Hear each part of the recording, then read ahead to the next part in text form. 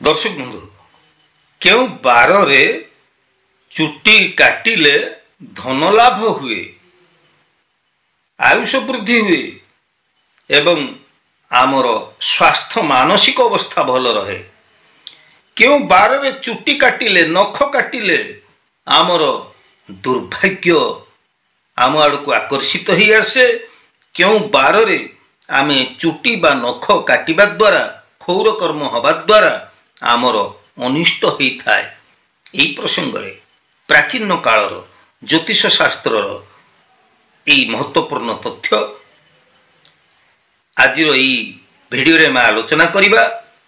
क्यों क्यों बार रे आमे चुट्टी नख बा क्षौर कर्म हवा द्वारा आमर कौन सुविधा हुए कौन असुविधा हुए। तेबे दर्शक बंधु कथा प्रवाह को आमे निश्चित आगु नहीं चलिबा।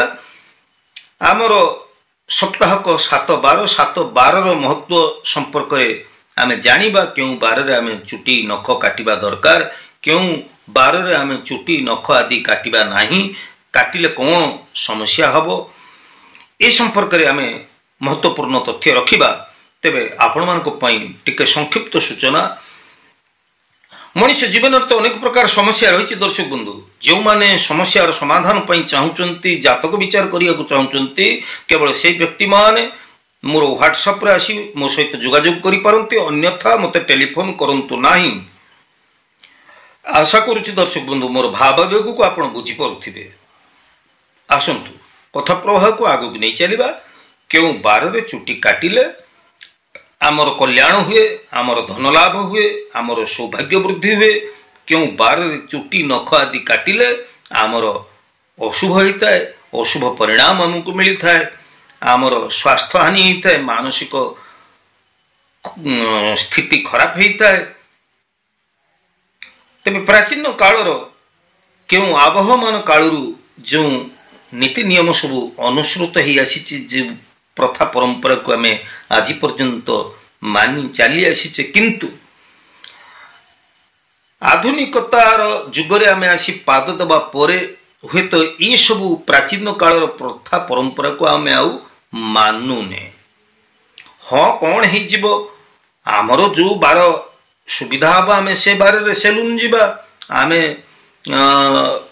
पार्लर जीवा, आम चुटी दाढ़ी आमर नख आम सेविंग हवा, कौन असुविधा अच्छी नहीं। दर्शक बंधु आसंतु प्राचीन कालर जो नीति नियम रही ता ऊपर टिके नजर पकेइबा। सोमवार सोमवार होउची चंद्रमांकर बार, तेणु सोमवार चंद्र ग्रहंकर बार होइथिबा जोगु चंद्रक नाम रे से बारटी नामित करा जाइछि। तेणु चंद्रमांकर आधिपत्य थाए बार उपरे।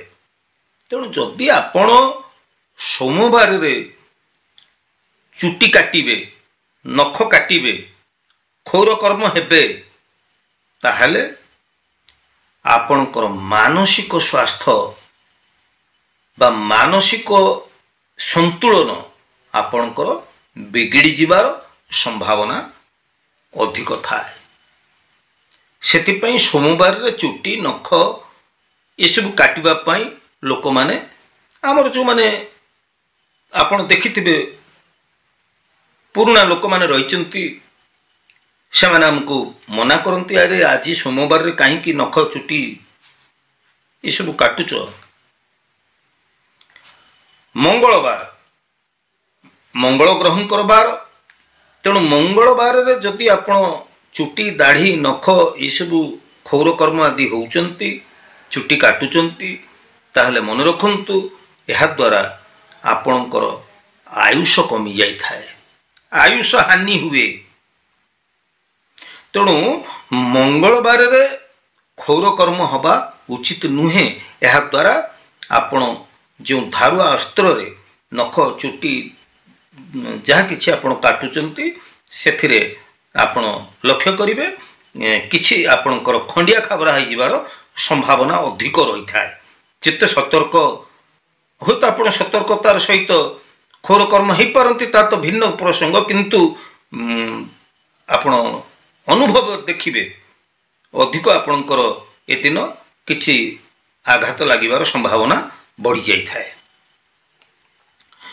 ବୁଧବାର ବୁଧ ଗ୍ରହଙ୍କର ବାର। ଏଦିନ ଚୁଟି ନଖ ଆଦି ଆପଣ ଯଦି କାଟିବେ ତାହେଲେ ଆପଣଙ୍କର ଯଶ ମାନ ସମ୍ମାନ ବୃଦ୍ଧି ହେବା ସହିତ ଆପଣଙ୍କୁ ଧନ ଲାଭ ମଧ୍ୟ ହବାର ଏବଂ ଆପଣଙ୍କର ବୁଦ୍ଧି ପ୍ରଖର ହବାର, ଆପଣଙ୍କର ସ୍ମରଣ ଶକ୍ତି ଭଲ ପ୍ରଭାବିତ ହେବାର ସମ୍ଭାବନା ରହିଥାଏ। ତେଣୁ ବୁଧବାରରେ ଚୁଟି ଦାଢ଼ି ନଖ ଆଦି କ୍ଷୌର କର୍ମ ହେବା ଉଚିତ। ଗୁରୁବାର ଆମେ ଜାଣିଛେ ଗୁରୁବାରଟି ହେଉଛି ବୃହସ୍ପତି ବାର ବା ଭଗବାନ ବିଷ୍ଣୁଙ୍କର ବାର, ଲକ୍ଷ୍ମୀ ନାରାୟଣଙ୍କର ବାର।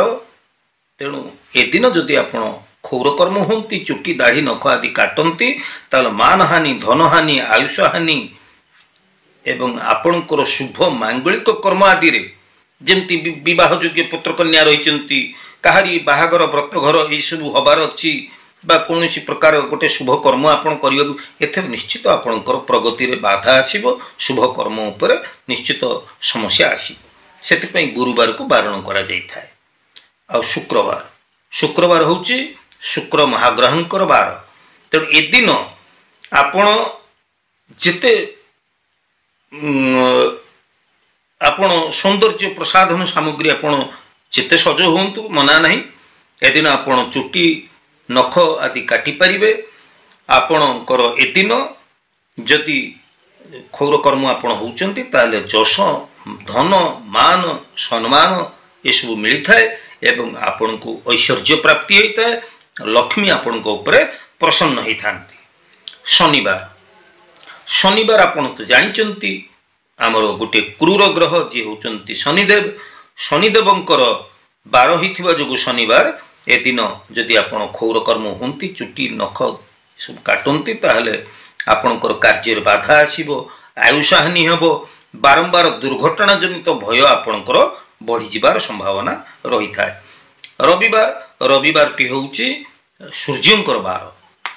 ତେଣୁ ସୂର୍ଯ୍ୟ ନାରାୟଣଙ୍କର ବାର ରବିବାର ହେଇଥିବା ଯୋଗୁଁ ଆପଣଙ୍କର ଏଇ ରବିବାର ଦିନ ଚୁଟି ନଖ ଆଦି ଆପଣ ଯଦି କାଟନ୍ତି ତାହେଲେ ଆପଣଙ୍କର ଧନହାନି ହୁଏ, ଆପଣଙ୍କ ବୁଦ୍ଧି ଭ୍ରଷ୍ଟ ହେବାର ସମ୍ଭାବନା ବଢି ଯାଇଥାଏ ଏବଂ ଧର୍ମର ହାନି ହେଇଥାଏ ବା ଧର୍ମ ନଷ୍ଟ ହେଇଥାଏ ଆପଣଙ୍କର, ବା ଧାର୍ମିକ ଆଧ୍ୟାତ୍ମିକ ଚେତନା ଆପଣଙ୍କ ଠାରୁ କମିଯିବାର ସମ୍ଭାବନା ରହିଥାଏ। ତେଣୁ ଚୁଟି ଏବଂ ନଖ କାଟିବା ପାଇଁ ଏହିସବୁ ବାର ଶୁଭ ଏବଂ ଅଶୁଭ। ମହାଭାରତର ଅନୁଶାସନ ପର୍ବରୁ ଉଦ୍ଧାର କରାଯାଇଥିବା ଏହି ଦୁର୍ଲଭ ତଥ୍ୟ ଯାହା ଆପଣଙ୍କ ପାଇଁ ମୁଁ ଉପସ୍ଥାପନ କଲି, ଆଜିର ଉପସ୍ଥାପନଟି ଆପଣଙ୍କୁ କେମିତି ଲାଗିଲା ନିଶ୍ଚିତ ଭାବରେ ଆପଣଙ୍କର ସୁଚିନ୍ତିତ ମତାମତ ଅପେକ୍ଷାରେ ମୁଁ ଜ୍ୟୋତିର୍ବିଦ ସୁଧୀର। ତେବେ ଆଜି ତ ସମୟ ହେଇଯାଇଛି, ପରବର୍ତ୍ତୀ ଅଧ୍ୟାୟରେ ଦେଖା ହେବ। ସେ ପର୍ଯ୍ୟନ୍ତ ମୁଁ ବିଦାୟ ନେଉଛି। ଜୟ ଜଗନ୍ନାଥ।